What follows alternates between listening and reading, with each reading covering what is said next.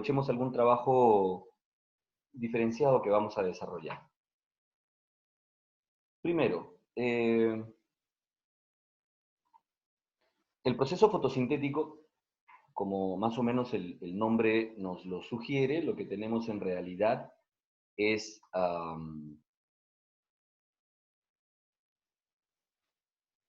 un proceso metabólico. Recuerden cuando vimos características de los seres vivos, que el metabolismo era la capacidad de transformar materia y energía con el entorno. Entonces, este proceso metabólico no se desarrolla en todos los organismos, pero sin embargo, este es el pilar de lo que nosotros conocemos como pirámide alimenticia, pirámide trófica. Recordarán ustedes cuando se grafica toda la vida una pirámide alimenticia, ¿no es cierto? Una pirámide trófica, siempre lo que hacemos es decir que, bueno, esta pirámide, pues, en la base de la pirámide, ¿quiénes se encuentran? Los llamados productores, ¿no es cierto? Ahora, ¿productores de qué? Pues de materia orgánica, ¿no es cierto? Bueno, eso es lo que vamos a trabajar el día de hoy. Es decir,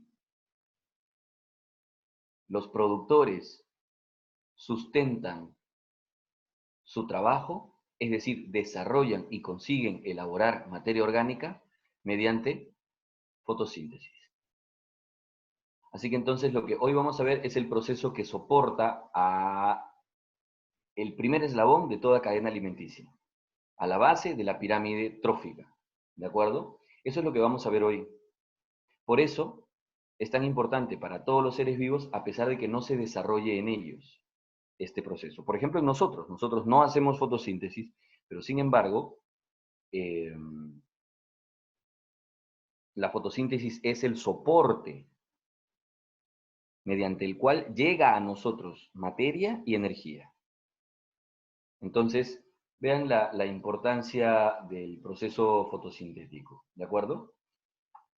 Bueno, partimos de energía solar, pero recuerden que la energía solar se subdivide, o sea, hay varios, la energía solar es un, ¿cómo decirlo? Es un paquete de diferentes tipos de energía. Trabajamos en particular en fotosíntesis con uno de los componentes de la energía solar. Trabajamos con energía luminosa, ¿de acuerdo? Energía luminosa. Transformamos esta energía luminosa en energía química y luego esta energía química es la que utilizamos para elaborar materia orgánica. Es así como entonces la materia orgánica se convierte en una suerte de almacén de esa energía. Por eso es que luego esa materia orgánica, el resto, los demás componentes de la cadena trófica, de la cadena alimenticia, dependerán de esta materia orgánica para obtener a partir de ella energía o también materia. ¿De acuerdo? Entonces, ese es el valor biológico de la fotosíntesis. ¿De acuerdo? Ese es el valor biológico. Bueno, aquí les doy un dato importante en cuanto a cantidades de energía, solo para que tengan una idea de los enormes volúmenes energéticos que se manejan en este proceso, ¿no? Por ejemplo, el hecho de que de toda la energía que llega al planeta Tierra, de la que llega al planeta Tierra. Recuerden que la que llega al planeta Tierra tiene que cruzar la atmósfera para que luego llegue a la superficie de la Tierra. Miren que la atmósfera entonces realmente absorbe una buena cantidad, ¿no? De la que llega a la Tierra, solo un 42% llega a la superficie. Y de lo que llega a la superficie, miren ustedes cuánto es utilizado para fotosíntesis. Y con esa pequeña cantidad, la fotosíntesis sostiene a todos los demás seres vivos en cuanto a sus procesos biológicos, ¿no? y metabólicos. Entonces, veamos en realidad que las cifras, las cantidades energéticas deben ser enormes como para que, sin embargo, puedan transferirse una importante cantidad, la suficiente como para mantener, repito, a todos los demás niveles tróficos. ¿De acuerdo? Estos son los tres principales organismos fotosintetizadores. Repito, son los tres principales organismos fotosintetizadores. De izquierda a derecha, ¿quiénes son? Cianobacterias, algas y plantas. Repito, de izquierda a derecha, cianobacterias, algas y plantas. No digo que sean los únicos, son los principales. ¿Y en quiénes vamos a trabajar el proceso fotosintético ahora? En plantas. Por cuanto las plantas están, digamos, más cercanas a nosotros en cuanto a uso, importancia, ¿no? y abundancia en el medio en el que estamos, ¿no? Si queremos entonces trabajar el proceso fotosintético en una planta, deberíamos dirigirnos a las porciones de la planta donde se desarrolla fotosíntesis. ¿Dónde desarrolla fotosíntesis una planta? Pues se desarrolla en las porciones verdes, en ciertos órganos principalmente fotosintetizadores. El principal órgano fotosintetizador son las hojas. Y ojo que en las hojas ni siquiera todos los tejidos que conforman una hoja, porque recuerden que una hoja vendría a ser una suerte de un órgano, ¿no? Formada por tejidos. Entonces, ni siquiera todos los tejidos que conforman una hoja desarrollan fotosíntesis. En realidad, el principal tejido que hace fotosíntesis es el llamado parénquima clorofiliano. ¿Dónde se ubica el parénquima clorofiliano? Bueno, como repito, principalmente en hojas y en la parte llamada mesófilo de la hoja, que ahora lo vamos a ver. Y eventualmente este parénquima clorofiliano se encuentra en otros órganos. Repito, eventualmente. Puede estar en algunos tallos, ¿no? en cierto grupo de plantas, pero repito que principalmente es en las hojas. Pero ya se darán cuenta que no he mencionado otros órganos, así que en realidad no es toda la planta la que hace fotosíntesis, ¿no? Son solamente ciertas regiones, ciertos tejidos. Se llama parénquima clorofiliano este tejido por la presencia de cloroplastos, claro, ¿no es cierto? Y luego unas estructuras que ahora vamos a ver a través de las cuales se desarrolla el proceso fotosintético. Quisiera por favor que tengamos un resumen general del proceso fotosintético, o recordemos en todo caso, ¿no es cierto? Recuerden que es vamos a decirlo así, ¿no? La fórmula general, ¿no es cierto? Tenemos CO2, luego viene, ¿quién más? El agua, ¿no es cierto? El agua, ¿sí? ¿O no? ¿Sí? El agua. Y esto nos da, pues, hablemos de una materia orgánica general, C6H12, ahora lo vamos a ir colocando, O6, y luego tendremos el famoso oxígeno molecular, ¿no es cierto? El oxígeno molecular. Bien, ahora recordemos, CO2 más agua, ¿no es cierto? Y luego tendremos el C6H12 O6, es decir, una materia orgánica, digamos, en este caso vamos a trabajar pues pensando en una glucosa, ¿no? Y esta sería entonces la reacción general, ¿no? No se olviden. Entonces, ¿cuáles serían los elementos extrínsecos? Ojo, cuando digo extrínseco estoy refiriéndome fuera de la planta. Fuera de la planta. ¿Cuáles serán los elementos entonces fuera de la planta que necesitemos para desarrollar fotosíntesis? Factores extrínsecos, pues yo creo que serían, de pronto, estos de aquí. Ojo, primero, el CO2. Segundo, el agua, ¿no es cierto? Esos son los elementos que vienen de fuera. Ojo que aquí estamos obviando, mejor dicho, ya tenemos, creo yo, totalmente sobreentendido, que aquí la energía, pues, de la luz está de por medio, ¿no? Ese sería otro elemento extrínseco que también requeriríamos. Entonces, este sería el proceso fotosintético. Y por eso vamos a ver que también la planta va a necesitar, ¿no?, medios y formas para conseguir este CO2 y esta agua, ¿no? Tienen que llegar estos elementos hasta el lugar donde se va a desarrollar la fotosíntesis, claro. He ahí lo interesante de cómo se obtengan y se transporten estas sustancias, ¿no? Bien, entonces, ojo, vea usted que hay un elemento que se expulsa a la atmósfera, ¿no?, que es este oxígeno.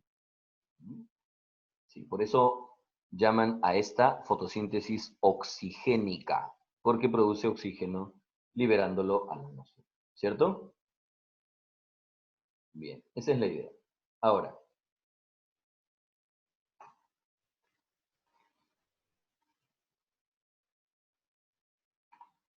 tenemos aquí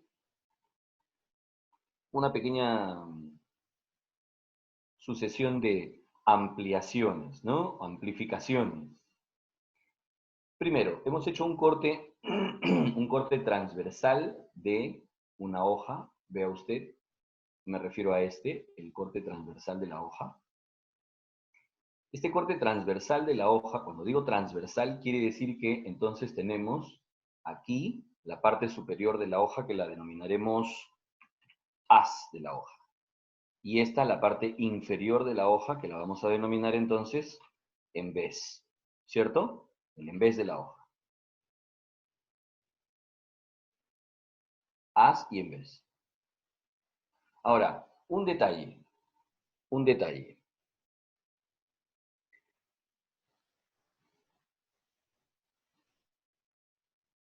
Si nos percatamos, al hacer un corte transversal, no solamente hay una superficie aquí, no solamente hay una superficie aquí, vamos a referirnos a esta superficie y a esta otra superficie, que son unos tejidos, como usted verá, bastante delgaditos, ¿no?, translúcidos, en el haz y en el en vez, que las vamos a llamar epidermis superior y epidermis inferior, las que estarían cubiertas por cutina, ¿no? Eso sería tejido epitelial. Pero yo quiero referirme ahora más bien, quitando estos tejidos, me quiero referir a esta porción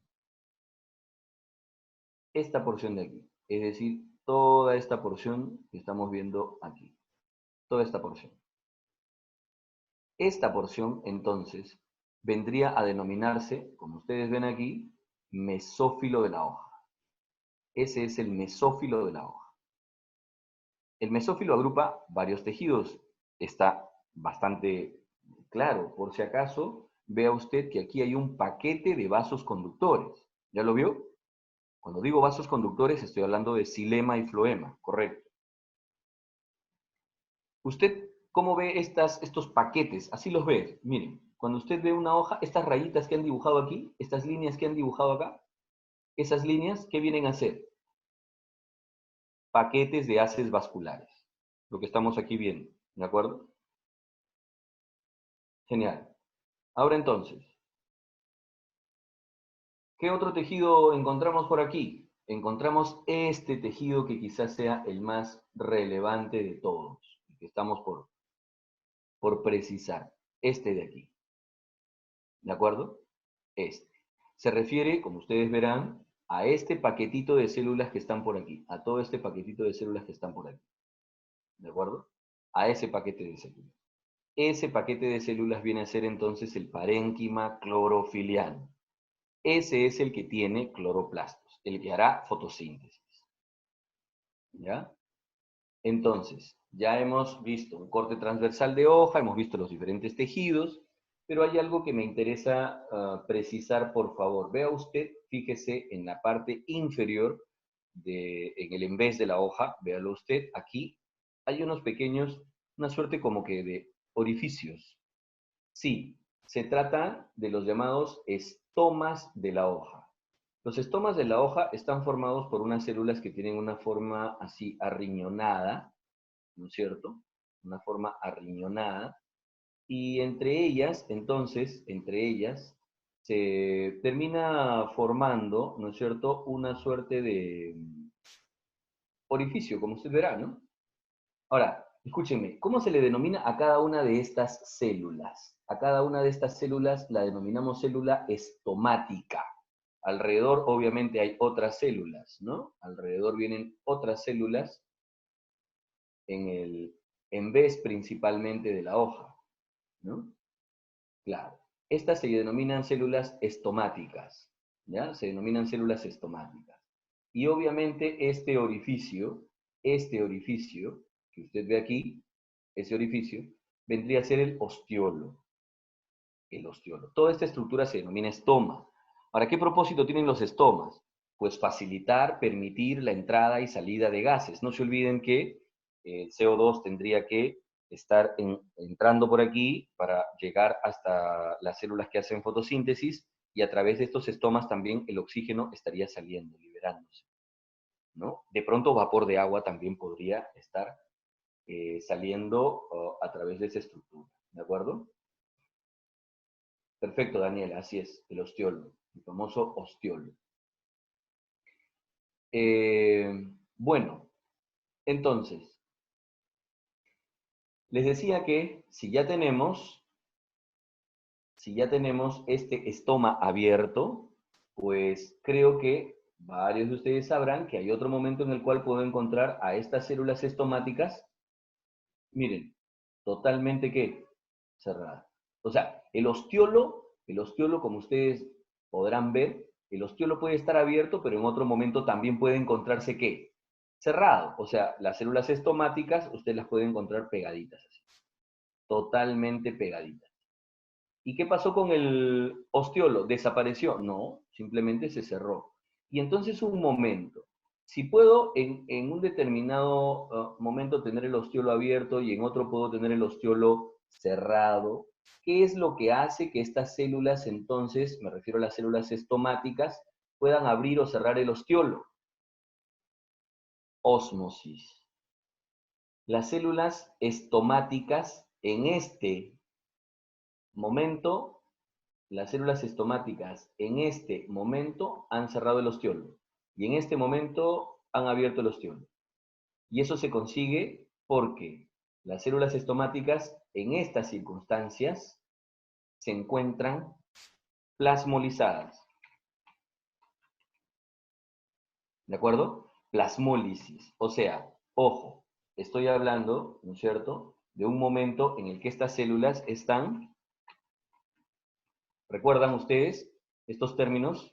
Y aquí se encuentran turgentes.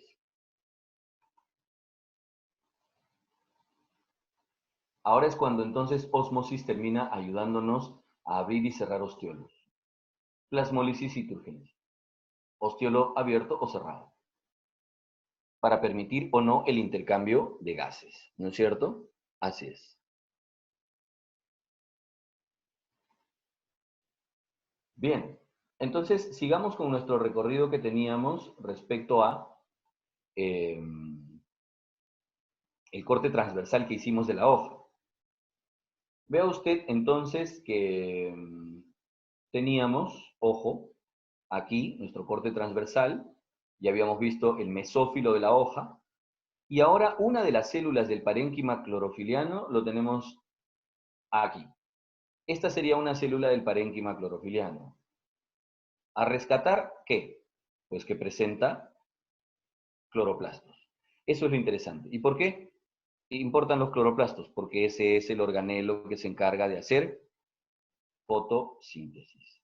Y por aquí tenemos amplificado un cloroplasto. Un cloroplasto. No se olviden que el cloroplasto tenía doble membrana, una membrana externa y una membrana interna que forma unos pliegues, que son estos discos que usted ve, que se llaman tilacoides, y que están superpuestos formando paquetes llamadas granas. Granas. Todo el espacio libre alrededor de las granas, todo ese espacio libre, es lo que denominaremos estroma. No confundir estroma con estoma, por favor. O sea, vea usted estos dos términos, ¿ya? Estoma y estroma, ¿no? Son totalmente diferentes, ¿ya? Estoma era el orificio en las hojas y estroma es el interior del cloroplasto. Ya está. Bueno, ¿por qué necesitamos mencionar partes del cloroplasto, estoma, tilacoides, estroma, tilacoide, grana, etcétera? Bueno, porque la fotosíntesis como proceso que vamos a estudiar se desarrolla íntegramente en el cloroplasto, pero son dos fases las que comprenden este proceso. Fase luminosa y fase oscura. Entonces, fase luminosa se trabajará en tilacoides, en la membrana de los tilacoides, y fase oscura se desarrollará en el llamado estroma, ¿no? En esta porción líquida que rodea, esta porción acuosa que rodea a las granas, ¿no? A los tilacoides. Ahí se va a desarrollar esta fase oscura. Entonces, bueno, ya que nos hemos ubicado, pues entonces podemos continuar con el proceso fotosintético. Para hablar entonces de las dos fases y desarrollar las etapas y periodos que comprende cada una, es necesario que hablemos de un primer aspecto que es la luz. Me gustaría, antes de que hablemos de los pigmentos fotosintéticos en realidad, que hablemos de la luz. ¿Por qué? Porque esta es la fuente energética que vamos a utilizar. ¿De acuerdo? Así es. Luz es parte del llamado espectro electromagnético. ¿Cómo que espectro electromagnético? O sea, vamos a hablar de ondas. Yo creo que usted recuerda claramente, ¿no? Cuando hablamos de una onda, yo creo que usted recuerda claramente, ¿no? La forma. Lo interesante es que entre una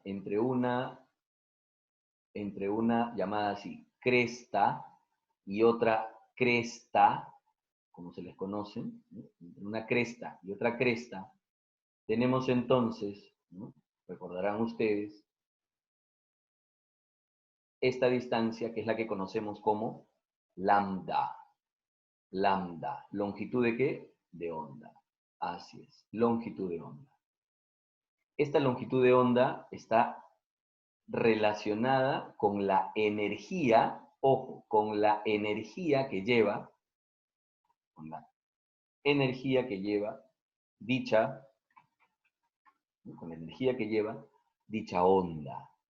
Pregunto, a ver, para todos ustedes, dígame, ¿es directa o inversamente proporcional el tema? Me refiero a la longitud de onda y la energía. A mayor longitud de onda, ¿esta es menos o más energética? Bien, Jimena. Perfecto. Bien, Eliana, Nicole, Alexandra. Perfecto. Es inversamente proporcional. Lo que quiere decir entonces que hablamos de que a menor longitud, mayor energía. Me estoy dejando entender. A menor longitud de onda, mayor energía. Perfecto. Entonces, me interesa esto. Mire usted. Aquí tenemos el llamado espectro electromagnético. Estamos viendo ondas con diferentes longitudes. Con diferentes longitudes. Por si acaso, de derecha a izquierda. Derecha a izquierda. Veamos ondas de radio, microondas, ya bueno. Esas ondas de radio en realidad tienen centenas, ojo, centenas de metros de longitud. Centenas de metros, cientos de metros. Son ondas poco energéticas, pero aún así utilizadas. Precisamente hablamos ondas de radio porque estas se utilizan, ¿no es cierto?, de esa manera. Luego disminuimos la longitud, aumentan un poco su energía y ya tienen otros usos, como por ejemplo microondas, ¿no? Tanto las microondas que se usan en señales de telecomunicación, como también luego podemos llegar hasta los microondas de uso doméstico, ¿no? Ahí ya estamos hablando de centímetros, me refiero a los microondas, los hornos microondas, estamos hablando de centímetros de longitud de onda, centímetros. Vea usted que con ondas de centímetros de longitud, la energía ya es un poquito más considerable. No sé si se ha percatado usted, si se ha puesto a pensar que cuando usted pone su alimento dentro del horno microondas y empieza a bombardearlo de ondas durante unos cuantos minutos, y luego cuando usted saca su comida, pues resulta que esta se calentó. ¿Qué hicieron estas ondas? Nada, simplemente colisionar, chocar con las sustancias de su alimento, es decir, con la materia, aumentar su grado de agitación y entonces aumentar su temperatura. Vea usted la energía que se consigue con centímetros de longitud. Cuando pasamos a infrarrojo, estamos hablando de milímetros de longitud de onda. ¿De acuerdo? Milímetros de longitud. Son más energéticos, ¿no? Ahí están pues varias formas de comunicación también o de transferencias. Hay equipos que utilizan esto, me imagino que si tiene usted varias cosas, entre comillas, inalámbricas que hoy se manejan, todo lo que se conecte pues vía Bluetooth, estamos hablando de ondas infrarrojas, ¿no? Y ciertos espacios de los Wi-Fi también trabajan con estas longitudes, milímetros de longitud. Todas estas ondas que les he mencionado, incluyendo la siguiente que vamos a trabajar, me refiero al llamado espectro luz visible, al siguiente, todos estos, o sea, a ver, ¿cómo explicarlo? Desde luz visible, vamos a ponerlo por aquí, desde aquí, desde luz visible en adelante, todas estas, ¿de acuerdo? Todas ellas, son ondas no ionizantes. ¿Cómo que no ionizantes? O sea, son ondas que se encargan de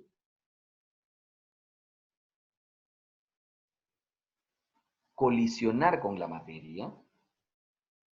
Su longitud de onda es tan grande que no logran atravesar cualquier tipo de sustancia, sino que, como su onda es bastante grande, colisionan, ¿no es cierto?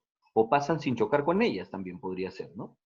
Entonces, como no chocan realmente, como no atraviesan, mejor dicho, la materia, no llegan a colisionar con sus propios átomos, con sus propias configuraciones electrónicas.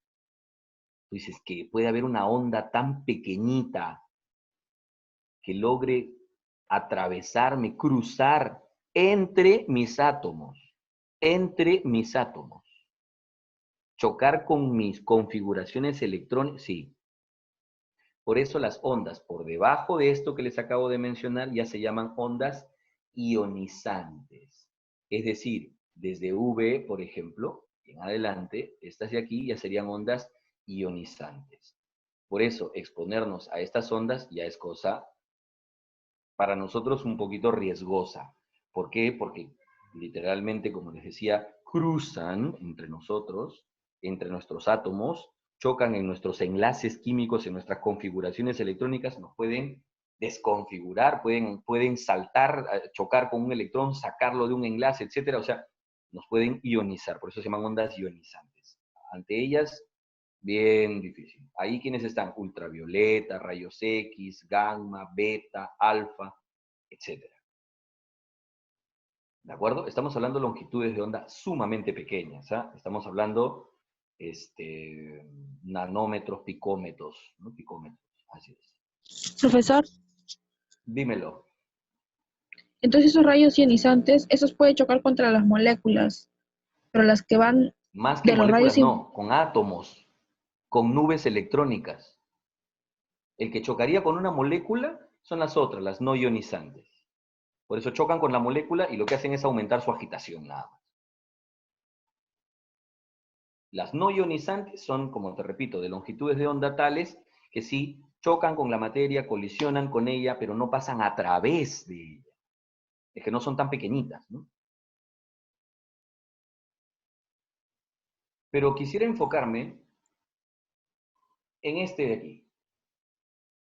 En este de aquí. En el que acá, como ustedes ven, lo acaban de amplificar. ¿No es cierto? Me refiero a este pequeño espacio que está aquí.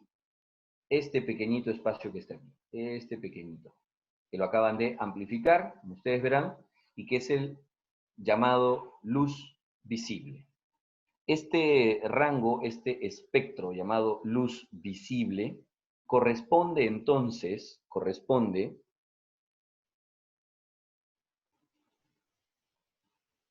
a este pequeño rango. Vamos a ponerlo aquí, vean ustedes. Este rango que estamos viendo aquí va desde los 380 hasta los 760 nanómetros,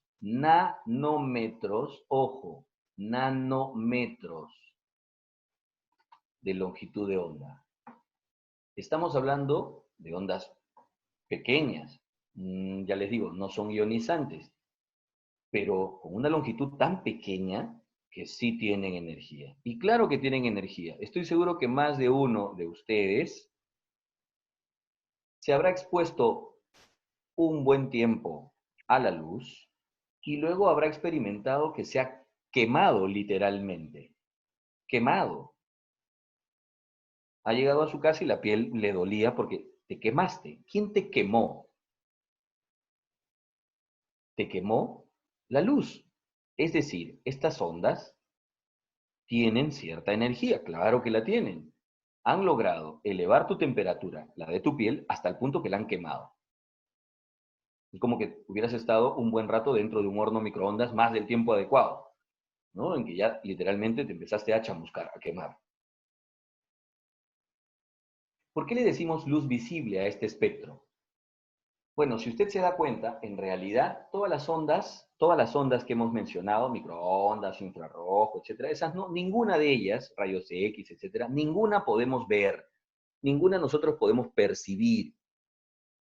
Sin embargo, hemos desarrollado un sentido llamado vista que sí nos permite, detectar y percibir cualquier vibración que esté en este rango mencionado aquí, que lo conocemos como luz visible. Entonces, un momentito. Quiere decir que yo tengo un sentido que percibe ondas vibratorias en este rango. O sea, yo puedo captar cualquier onda que vibre, digamos, entre los 380 y los 760. Sí, o sea que yo puedo observar una onda que esté a 450, a 580, a 630, 680, así es. Sí. Y tan fino, tan preciso es este sentido que puede detectar las más mínimas variaciones en esta longitud de onda, sí. El sentido de la vista puede percibir variaciones muy pequeñas, en rangos muy pequeños de estas longitudes de onda. Y esa pequeña variación detectada es informada al cerebro. Y el cerebro entonces recibe información de qué onda es la que estamos percibiendo en cada uno de los diferentes lugares por donde nos están llegando estas ondas. Y tu cerebro sabes cómo ha hecho para que tú las puedas interpretar y diferenciar y sepas de qué longitud de onda se trata. Lo que ha hecho tu cerebrito es exactamente esto que tiene usted ante sus ojitos. Me refiero a lo que llamamos colores. Esto que usted tiene aquí, y que percibe usted totalmente diferenciado, porque usted ve esta longitud diferente a esta otra, diferente a esta otra, diferente a esta otra y a esta otra. ¿Correcto? Y ves las más mínimas variaciones entre una y otra. Eso quiere decir que tu cerebrito está logrando identificar muy bien las diferencias entre una y otra longitud. Y tu cerebrito está dándote la interpretación muy bien entre una y otra, lo que usted llama colores. Entonces, cada color significa que estamos percibiendo una determinada longitud de onda. ¿Me dejo entender? Los colores entonces son interpretaciones que mentales que nosotros tenemos de ondas que estamos percibiendo. El color existe solamente en tu mente. El color no existe en la naturaleza. En la naturaleza lo que hay son ondas. Cada sustancia frente a la luz tiene la capacidad de captar, porque las ondas colisionan con ellas y se absorben.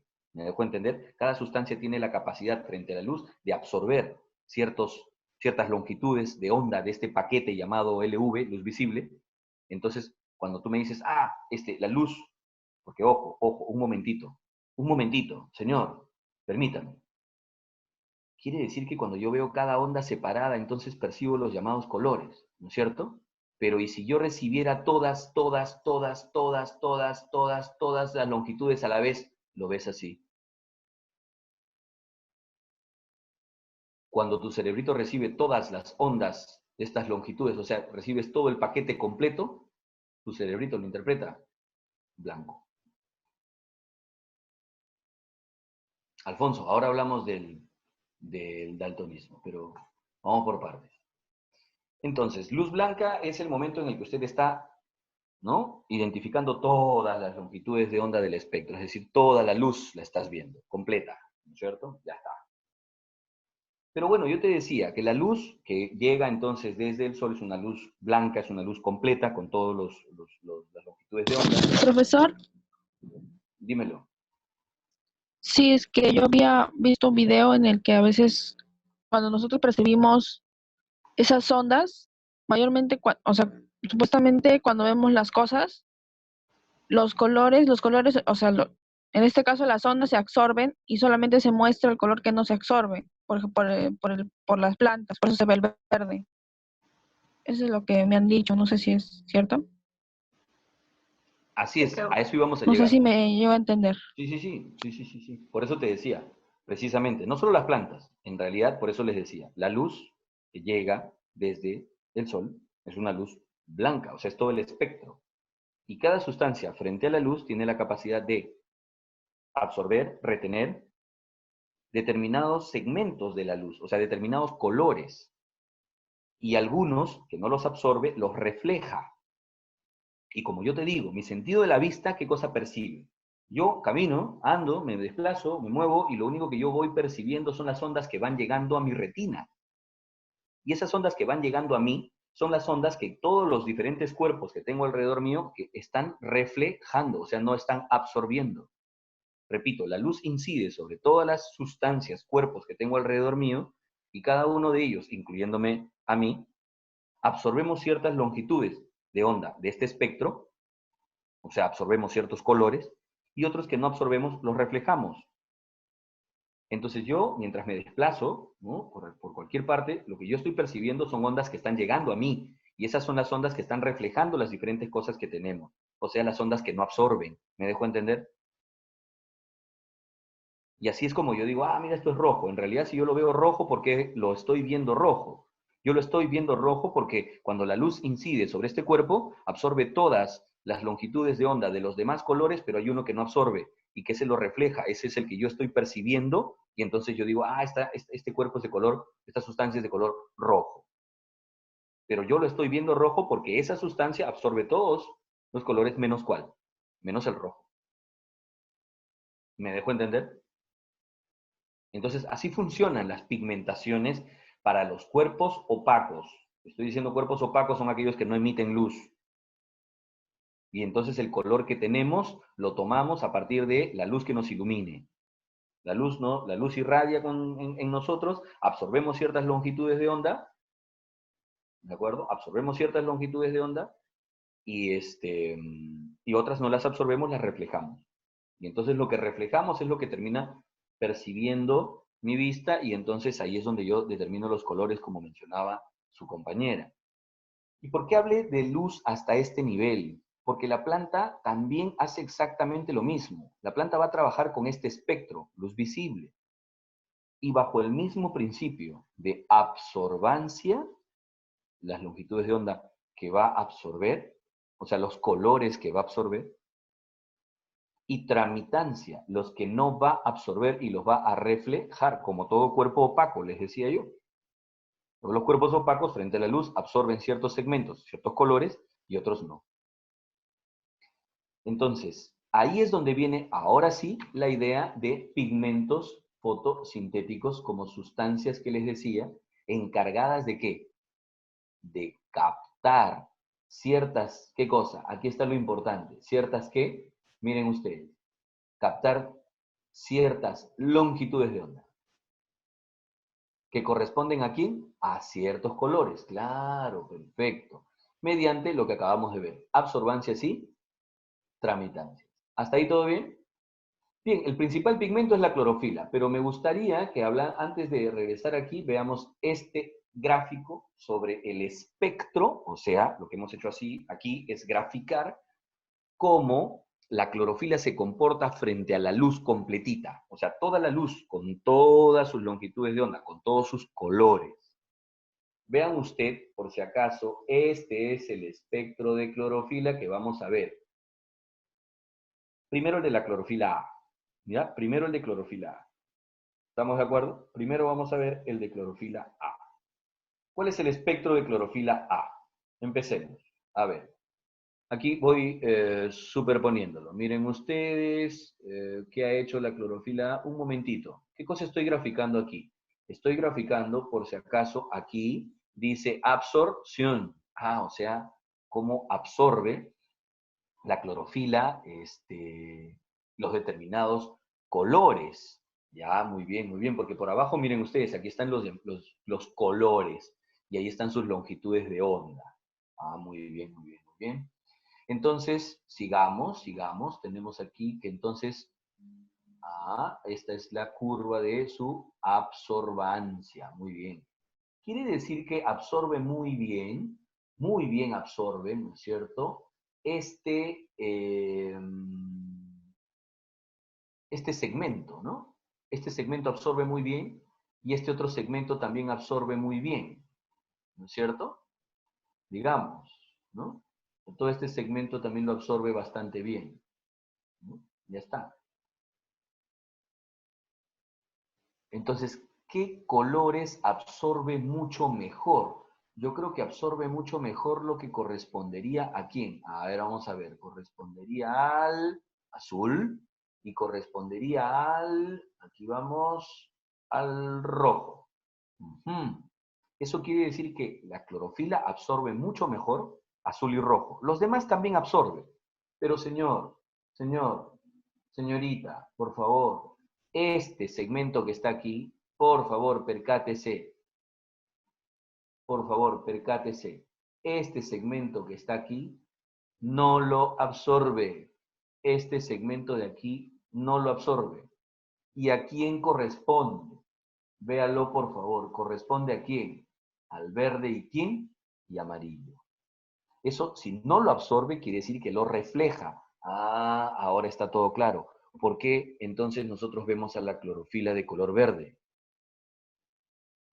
Pues porque no absorbe el color verde. Y como no lo absorbe, lo refleja. Entonces ese es el color que nosotros percibimos de la clorofila. ¿De acuerdo?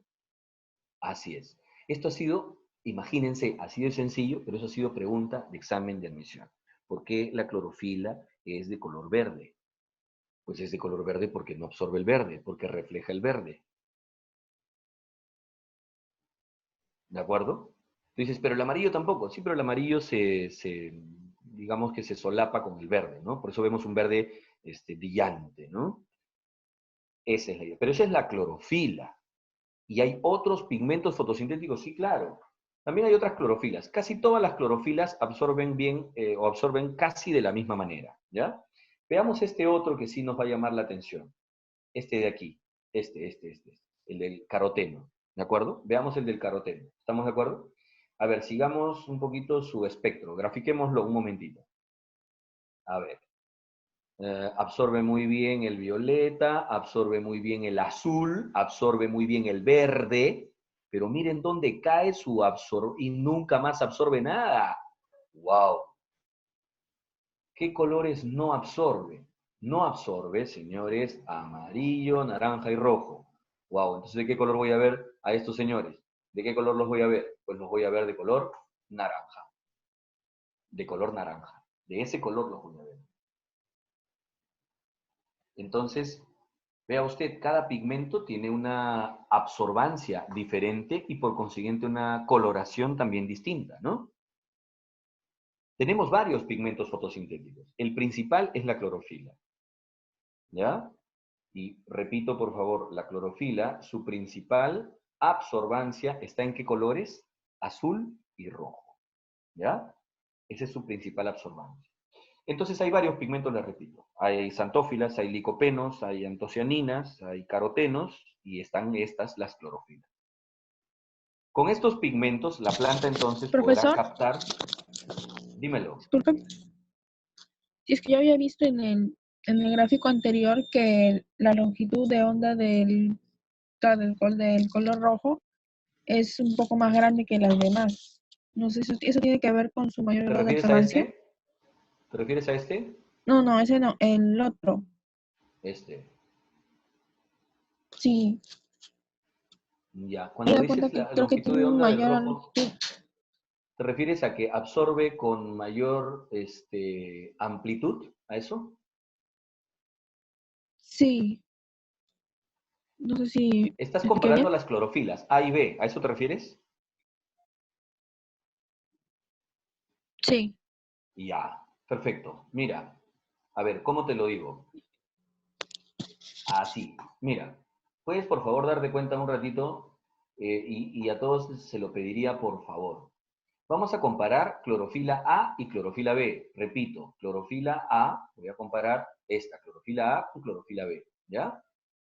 ¿Se han dado cuenta que A, la clorofila A, para absorber el espectro, o sea, el rango del color azul, o sea, para absorber este rango de aquí, digamos, entre violeta y azul, este rango de aquí, hasta antes del verde, hasta aquí, para absorber este rango de aquí?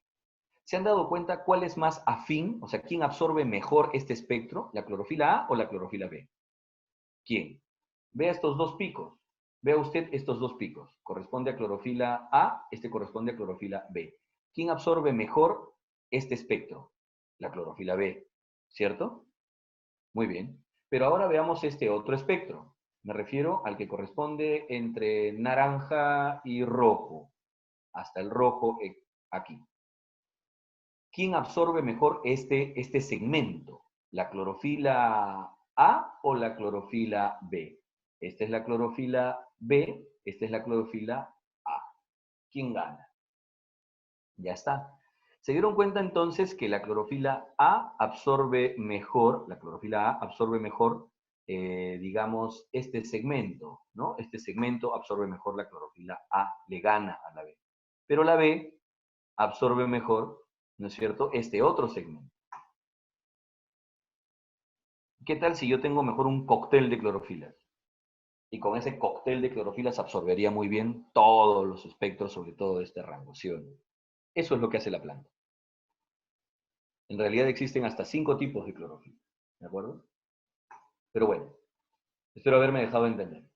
¿Está todo claro entonces con respecto a pigmentos fotosintéticos, a luz y a todo este tema de absorbancia, tramitancia? ¿Estamos de acuerdo? Sí, Perfecto, genial. Entonces ahora sí podemos pasar. ¿No? Ahora sí podemos pasar. Gracias, Yerly. Gracias, profesor, doctor. Dímelo. significa que todas esas ondas que absorbe le van a dar toda la energía necesaria. La planta absorbe luz, así es, en estos espectros, y esa es la fuente de energía, correcto. La absorbancia de estas ondas, esa es la fuente de energía para el proceso. Es correcto. Ah, gracias. Genial. Esta es la clorofila. Esta es la clorofila, molecularmente hablando. Si ustedes ven, algunos por ahí siempre pensaban que era una proteína y no tiene nada que ver. Está nada más lejos. ¿No? No es una proteína.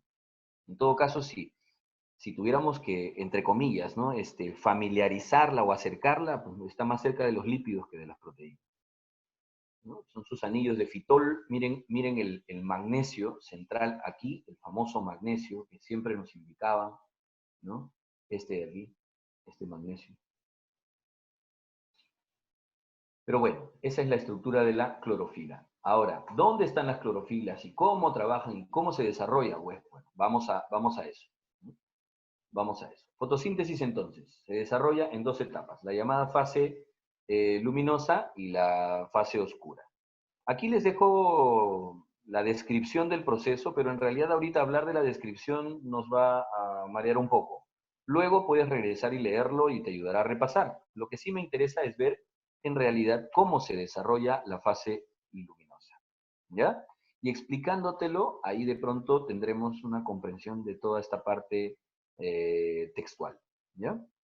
A ver, empecemos. Primero, este es el conjunto de elementos, este es el conjunto de elementos que se encarga de desarrollar fase luminosa. Se llama cuantosoma. Aquí lo tienen. Este es un cuantosoma. Por favor, ubiquémonos en el espacio. ¿Un cuantosoma qué es? A ver, a ver, a ver, a ver. Estamos hablando, de que estamos hablando, un cuantosoma. Esto es membrana, por favor, esto es membrana del tilacoide. Toda membrana está formada por una doble capa ¿de qué? De fosfolípidos y proteínas. ¿Recuerdan, no? Entonces, aquí están las dos capas de fosfolípidos. Si usted se percata, aquí hay una capa de fosfolípidos, aquí hay otra capa, ¿no? La bicapa de fosfolípidos, una membrana. Y ahí faltan las proteínas. Perfecto, aquí están las proteínas. Vea usted, las proteínas están incrustadas aquí, ¿no? Algunas proteínas están incrustadas, otras son periféricas, ¿no es cierto? Extrínsecas, otras son integrales. Miren esta tremenda proteína acá. Pero bueno, estamos hablando de la membrana tilacoidal. Estos elementos se encuentran en la membrana del tilacoide. Y es entonces en la membrana tilacoidal, en esta membrana del tilacoide, donde se ubican todos los elementos a cargo de fase luminosa. Este conjunto de elementos es lo que llamamos un cuantosoma, ¿de acuerdo? Un cuantosoma. A ver, este cuantosoma, esta es la descripción de todos los componentes, pero yo quisiera mencionártelos aquí en el gráfico para poder conocerlos mejor. Primero, primer componente, fotosistemas. Este es un fotosistema, este es otro fotosistema. Se llama fotosistema 2 y este es el fotosistema 1. Fotosistema 1. Sí, al fotosistema 2 lo conocen también como P680, ¿no? Fotosistema 680. Y al otro P700, ¿ya? P680, P700. P2, P2. Son los fotosistemas. Luego tenemos algunas proteínas más. Por ejemplo, entre los fotosistemas voy a tener 1, 2 y 3 componentes de lo que vamos a llamar cadena transportadora de electrones. Esa es la primera cadena transportadora de electrones que tenemos. Esta de aquí. Estos 3. Luego aquí tengo una segunda cadena transportadora de electrones. Entonces son 2 cadenas transportadoras de electrones. Finalmente tenemos aquí la NADP reductasa, y esta famosísima se llama ATP-ASA. Es la que fabrica ATP, ¿de acuerdo? ATP-ASA. Aquí está. Muy bien. Todos estos son componentes de un cuantosoma. Por si acaso, esta es una pequeñísima porción de un tilacoide. O sea, el tilacoide aquí continúa, a la izquierda, hacia abajo, etc. ¿Que hay más cuantosomas ahí? Uf, así es. O sea que hay varios cuantosomas en cada tilacoide, sí. Entonces voy a hacer varias fases luminosas simultáneas. Uf, olvídalo. ¿De acuerdo? Repito componentes. Fotosistema 2, fotosistema 1, dos cadenas transportadoras, NADP reductasa y ATPasa. Todos ellos hacen fase luminosa. Aquí está entonces, nuevamente, vean ustedes. tenemos aquí, como lo habíamos dicho, fotosistema 2, fotosistema 1, dos cadenas transportadoras de electrones, ATP-ASA y nos falta la NADP reductasa. ¿De acuerdo? La NADP reductasa. ¿Listo? Es más, inclusive, si quisiéramos ser mucho más precisos, habría que mencionar que hay un pequeño complejo, una pequeña proteína, ¿no?, asociada también aquí. Si este era el fotosistema 2, ¿no? Aquí había un complejo también de proteína asociado a él, ¿no?, que lo vamos a llamar proteína Z, complejo proteico Z. ¿De acuerdo? Complejo proteico Z. Entonces, tenemos todos los elementos. Ya está. Ahora me gustaría, por favor, que los veamos en acción, porque si no vamos a demorar mucho en la explicación misma del trabajo de cada uno. Solo les diré, ¿y dónde están las clorofilas? ¿Dónde están las clorofilas? Señores, las clorofilas están ubicadas. Las clorofilas están ubicadas aquí. Aquí se ubican las clorofilas. Dentro de cada fotosistema tenemos muchísimas, decenas, centenas de moléculas ¿de qué? De clorofila. Aquí están las clorofilas ubicadas, para que vean el tamaño de estas proteínas, que pueden alojar muchísimas, muchísimas, ¿no es cierto?, clorofilas ahí. ¿De acuerdo? Así están las clorofilas albergadas en estos fotosistemas. ¿De acuerdo? Genial. Entonces, les voy a compartir un pequeño video, ¿ya? Ahí detengo un ratito esto y les voy a compartir un momento aquí.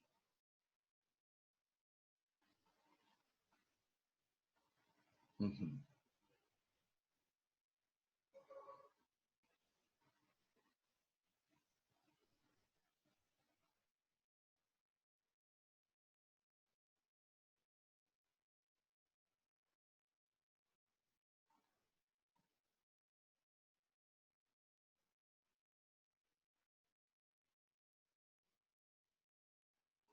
A ver,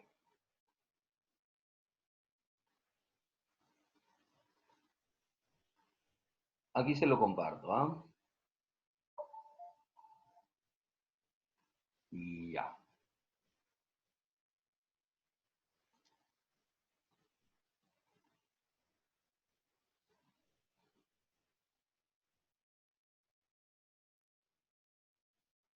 Bien,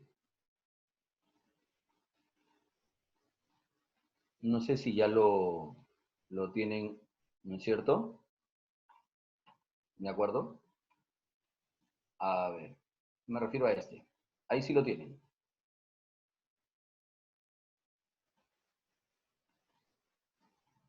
¿Sí? Perfecto. Ya, genial. Vamos viendo entonces el proceso. ¿Ya? A ver.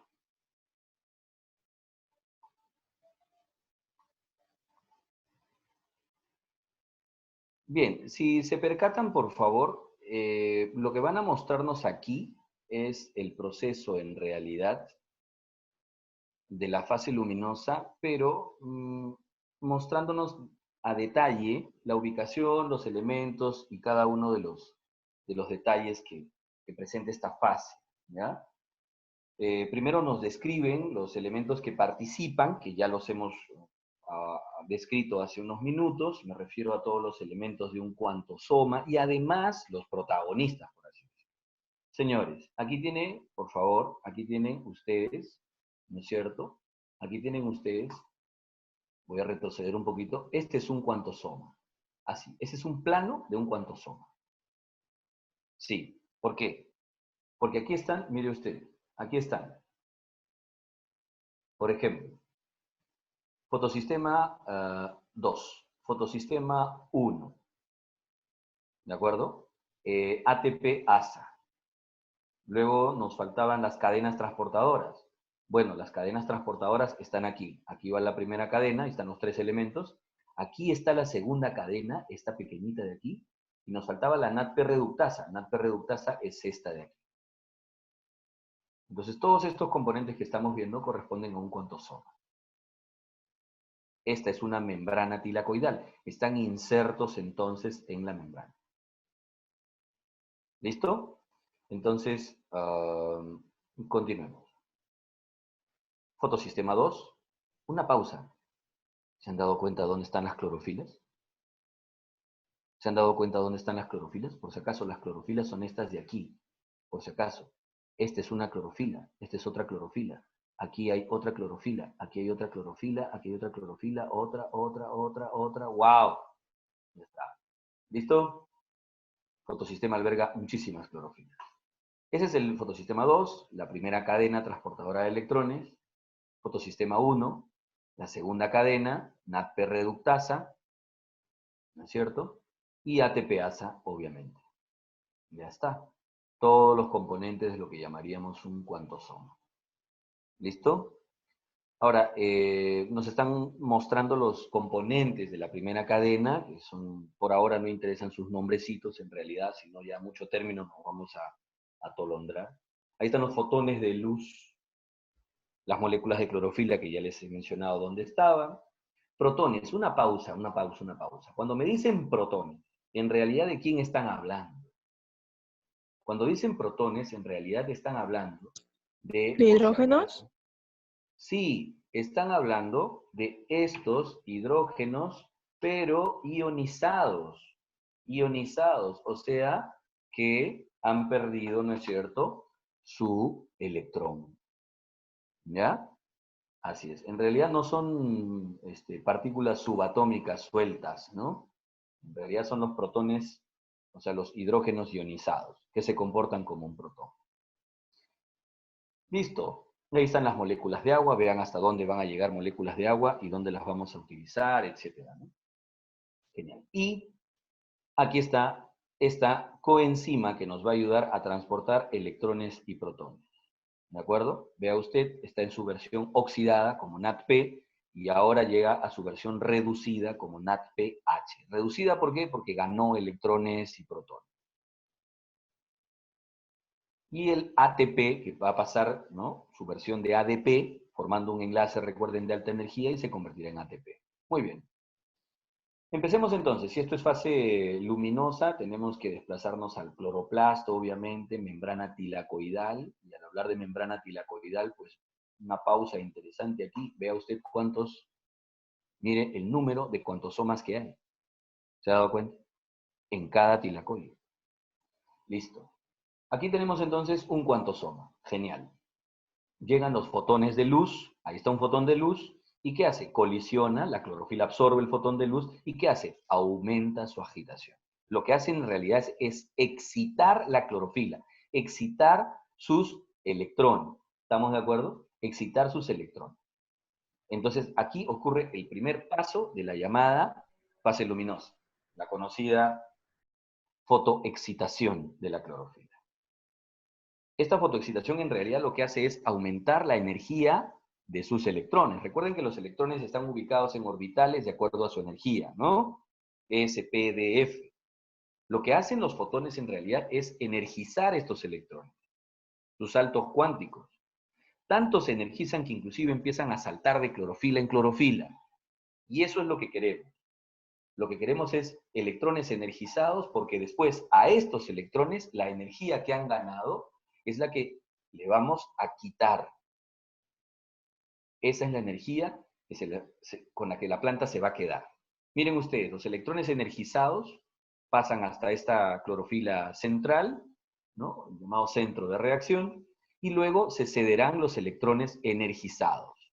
Ahí van. Vamos a ceder, miren ustedes, una clorofila se energiza por los fotones de luz, y entonces los electrones energizados llegan al centro de reacción, y cedemos a la cadena transportadora de electrones. Ahí está. Los electrones energizados.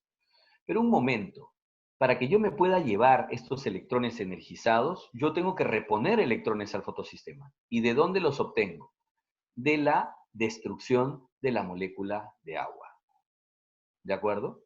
De la destrucción de la molécula de agua. ¿Y quién se encarga de destruir la molécula de agua entonces? Se encarga de destruir esta molécula de agua el complejo proteico Z. Esta proteinita que está aquí es el famoso complejo proteico Z. ¿Qué hace? Coge el agua, rompe las moléculas de agua, las oxida. O sea, ¿a quién le quita realmente los electrones? Realmente le quita los electrones a los hidrógenos. Por eso ellos se quedan como hidrógenos ionizados. Correcto. ¿Y qué pasa con los oxígenos? Nada, los oxígenos los junta de a dos y se van. Vea usted entonces el proceso. Mire usted.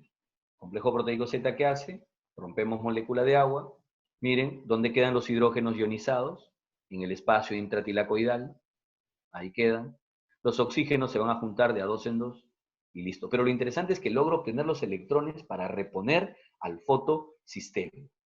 Ahí están los oxígenos. Chao. Y los protones se van quedando, ojo, los protones, los hidrógenos, se van quedando dentro del tilacoide. Ahora sí, la cadena transportadora de electrones cede estos electrones energizados, pero miren en qué vamos a usar la energía que ganó el electrón. ¿En qué voy a invertir la energía que ganó el electrón? ¿Qué? ¿Ahora se la quito? Sí, esa energía que ganó, gracias a los fotones de luz, ahora la vamos a utilizar para bombear. Bombeo. El bombeo no era el transporte a través de una proteína. Ahí está, esta es una proteína bomba.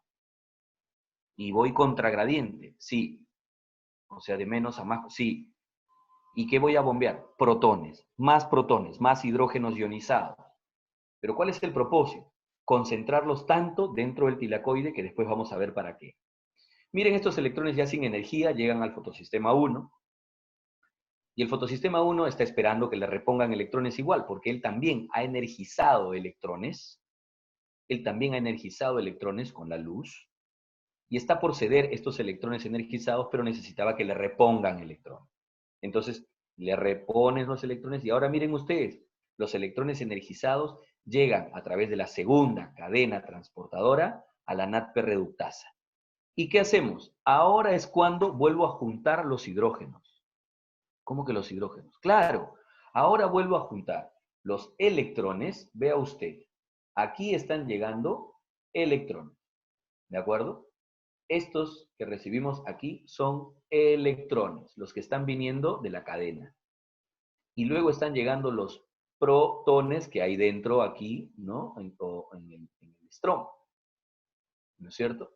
Entonces, al juntar electrones, o sea, vuelvo a juntar los hidrógenos. Pues correcto, porque estos hidrógenos son los que yo quería para formar luego la materia orgánica.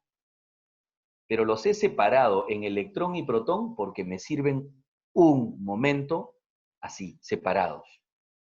Los electrones a través de la cadena, para que se energicen, ganen energía y esa sea la energía que la planta pueda, con la que se pueda quedar. ¿Y los protones para qué sirven? Esperen un momento, ahora veremos el uso de los protones. Pero una vez que ya usé electrones y protones, se da cuenta que aquí vuelvo a formar, a juntar los hidrógenos y me los llevo para formar materia orgánica.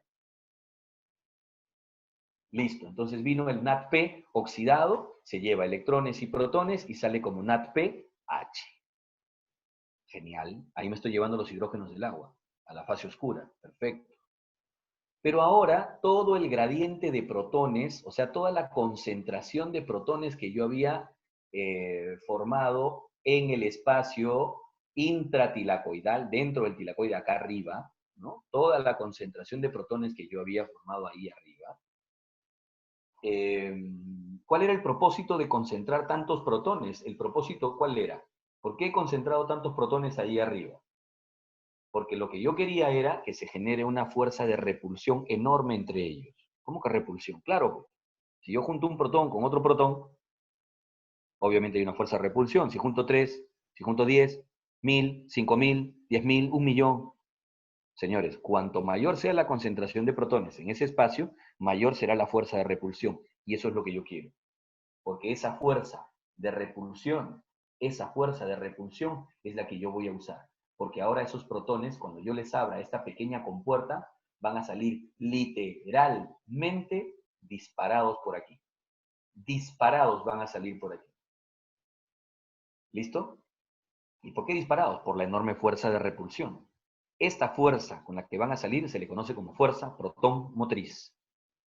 ¿Y quién generó esa fuerza protón motriz? El gradiente protónico. ¿Y cómo conseguiste el gradiente protónico? Porque he bombeado y concentrado los protones ahí. ¿Y eso costó energía? Sí, eso lo pagó el electrón. ¿De dónde sacó energía el electrón? De la luz.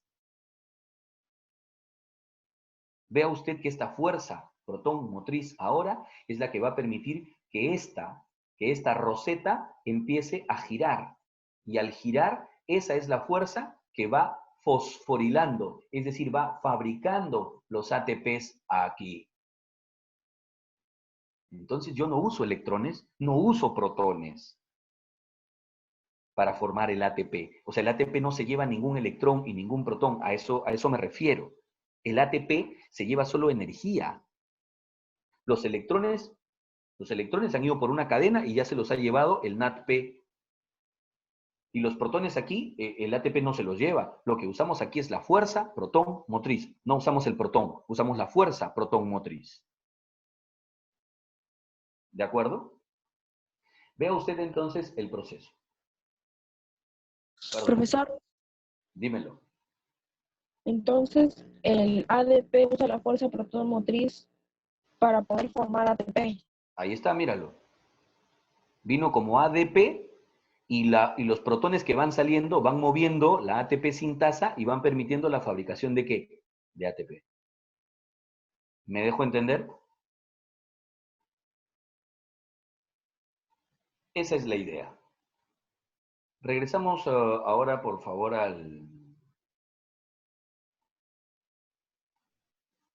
nuestra... Aquí estamos. ¿Ya? Bien, ahora sí los leo. Veamos por aquí, protones, perfecto, proteína Z, todo está genial. Sí. ¿Alguna pregunta entonces sobre fase luminosa? Yo creo que sí. Hay que mencionar, ¿saben qué? Las etapas. Ahora sí podemos hablar de las etapas. Habíamos mencionado la primera, que era la fotoexcitación, que ocurre obviamente en los dos fotosistemas, en los dos simultáneamente. Luego vino la fotólisis del agua, la destrucción de la molécula de agua, que ocurre en el fotosistema 2, ¿no? Luego vino la fosforilación, es decir, la producción de ATP. ¿Ya? La producción de ATP. Que esta producción de ATP la tenemos entonces aquí, ¿no es cierto? Por ejemplo, aquí tenemos esta producción de ATP, en la ATP sintasa, ¿no es cierto? La ATP sintasa, la llamada fotofosforilación. Y luego viene la fotoreducción. Aquí está, la producción de pasar de NADP a NADPH. Este señor se reduce, por eso se llama fotoreducción. Ya tenemos entonces productos aquí, productos finales de la fase luminosa. Primer producto, NADPH. Segundo producto, ATP. Tercer producto, ¿dónde estás? ¿Dónde está? Acá, el oxígeno. Esos son los tres productos. Repito, oxígeno, que obviamente la planta no lo usa y se va a la atmósfera, muy bien. Pero de pronto puede salir de esta célula y ser usada en la misma planta en algún otro proceso. Probablemente, no lo sé, pero aquí, para la fase luminosa, es un producto. El NADPH y el ATP. Esos son los tres productos de fase luminosa. ¿Estamos de acuerdo? A ver, los leo. Muy bien. Ahí están entonces los cuatro, repito, las cuatro etapas, los cuatro pasos de la fase luminosa. Por última vez, fotoexcitación, fotolisis del agua, fotofosforilación y fotoreducción. Productos, aquí están los tres. ¿Listo? Genial. Vámonos ahora sí a fase oscura. Cuando hablamos de fase oscura, vamos un momento a estar por aquí, a la fase oscura. Aquí tenemos fase oscura, conocido como ciclo de Calvin también, donde se desarrolla en el estroma, repito, en el estroma. ¿Ya? en el estroma. Ahora, esta fase oscura desarrolla también 4 etapas que están aquí y que me gustaría mejor describirlas en el propio proceso, ¿ya? En el propio proceso. Vamos a sacar esto de aquí. Profesor, Dímelo. ¿por qué se menciona el ciclo de Calvin C3? Ahora lo vas a ver. Paciencia, mujer. Míralo. Las etapas para Calvin son estas de aquí. Y ahí tú misma nos vas a decir, ¿eh? Ahí misma nos vas a decir. Esta es la primera etapa. Vamos a ponerla como etapa número 1. ¿Ya? Etapa número 1. Esta de aquí vamos a llamarla como etapa número 2. Es un poco más compleja porque en realidad comprende toda esta parte de aquí, diría yo. A ver, desde aquí hasta acá. Toda esta vendría a ser la etapa número 2. ¿Ya? Esta vendría a ser la etapa número 2. Luego, esta sería la etapa número 3, que es la... Y esta la cuarta y última etapa. ¿Ya? Entonces, vamos a hacer de pronto a marcar algunos hitos aquí para tener más o menos claro. De aquí, ¿no es cierto? Aquí empezamos hasta acá, obviamente, tenemos la etapa número 1. La etapa número 1 consiste en ¿qué? En la captura de CO2. Por eso a esta etapa se le conoce como carboxilación. Fijación de CO2 o carboxilación. ¿De acuerdo? La segunda etapa, esta etapa que va desde aquí, ¿no? Hasta este momento de acá, hasta este momento de aquí, es la etapa llamada reducción. La etapa número 3, que es esta, obviamente, fuera ya, y esta, la etapa número 4, que la comprenderíamos desde aquí hasta, obviamente, empezar de nuevo la siguiente etapa, ¿no? Entonces, bueno,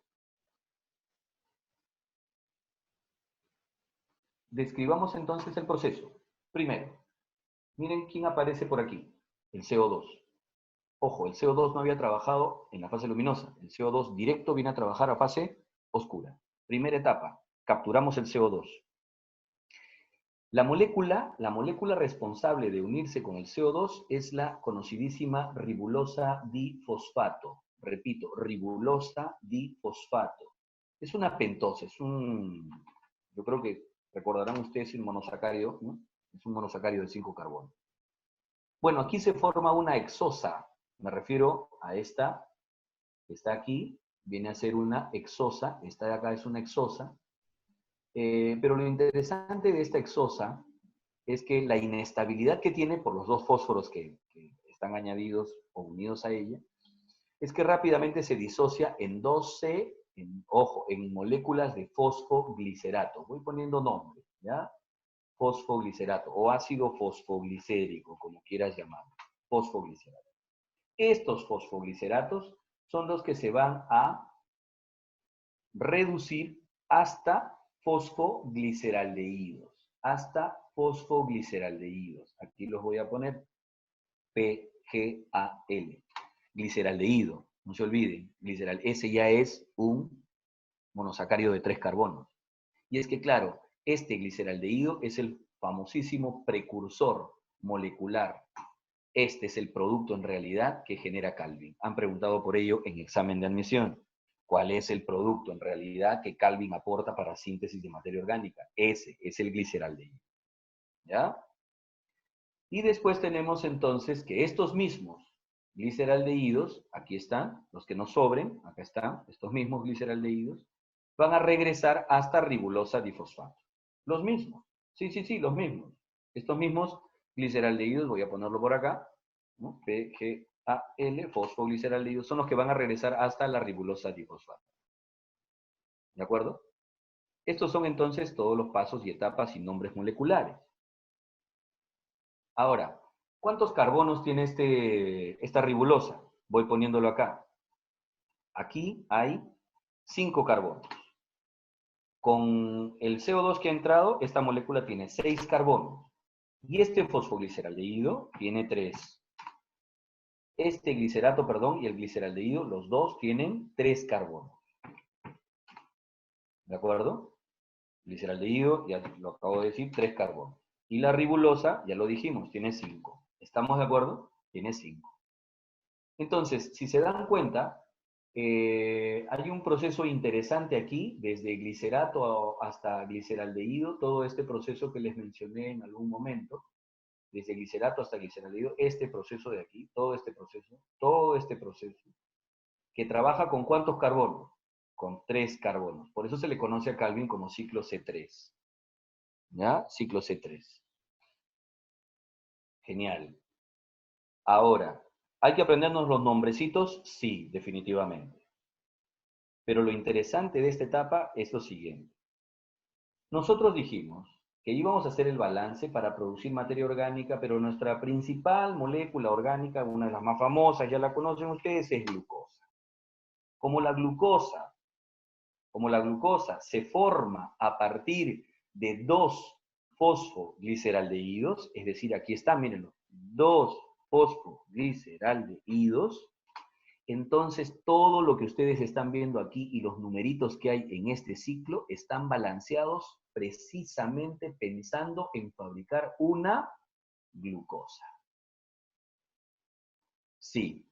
Ahora entienden, miren ustedes aquí, ¿qué dice? 2 PGALs acá, miren, 2 fosfogliceraldehídos. ¿De acuerdo? Y todo el ingreso de CO2, etcétera, etcétera, está balanceado en función a una glucosa. Así es. Todo esto está ya aquí, en estas cifras que ustedes van a ver, está balanceado en función a una glucosa. Repito, en función a una glucosa. Una glucosa utiliza 2 PGALs. 2. ¿Ya?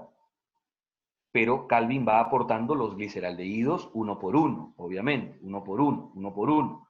Pero si queremos tener el balance ya por glucosa, entonces por eso todo esto está multiplicado de la manera exacta para obtener una glucosa. Pero si me preguntaran por PGAL, entonces sería la mitad, pues. ¿De acuerdo? Pasos importantes. El primero, el que dijimos aquí, respecto de la Ok. carboxilación. Este paso que está aquí. La unión, Bueno, ¿no es cierto?, del CO2. Dímelo. una pregunta, ¿y la rubisco es la que fija el CO2 para formar el fosfogliceraldehído? No, la rubisco es la que actúa aquí, en este paso que acabamos de mencionarte, en la unión de la ribulosa con el CO2, en la carboxilación. Ahí trabaja esa enzima. En cuál podría indicarlo, En por este favor? paso número 1, en el que estoy mencionándoles yo ahorita, en este paso de aquí, ahí, en la llamada carboxilación. Voy a borrar todo mejor para mencionarlo más tranquilo. Aquí, miren, en este paso de acá, en este paso de aquí, en esta unión trabaja la rubisco, en la carboxilación. Ese es el paso número 1. El paso Gracias, número profe. 2, vean ustedes, que aquí usamos ATP y NADPH. Un momentito. ¿Y estos de dónde vinieron? De fase luminosa. Téngalo presente. Aquí usamos productos de fase luminosa. Estos ATPs que están por acá también vienen de fase luminosa. Entonces, aquí usamos los productos de fase luminosa en la fase oscura. Gracias, profe.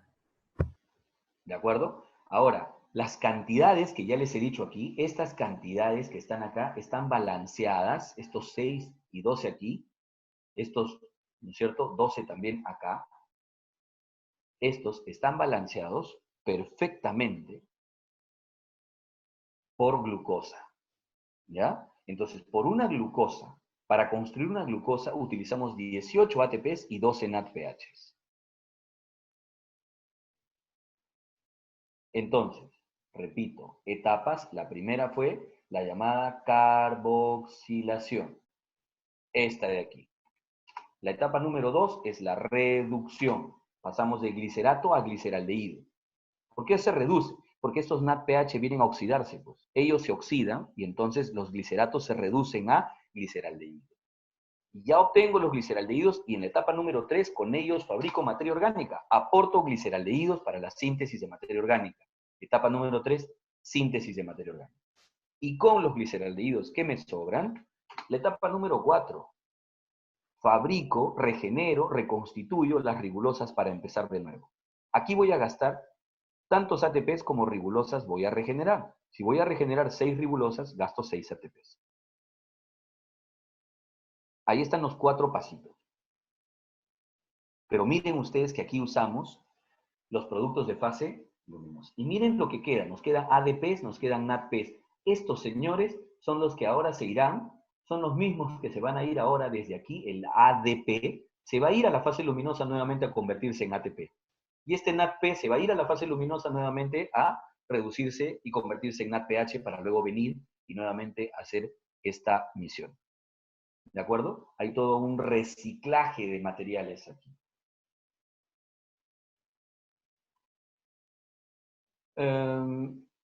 Villarrojas, ¿a qué te referías con activación? Y luego Francis nos dice, profesor, algunas plantas utilizan el ciclo de Calvin para fijar el carbono.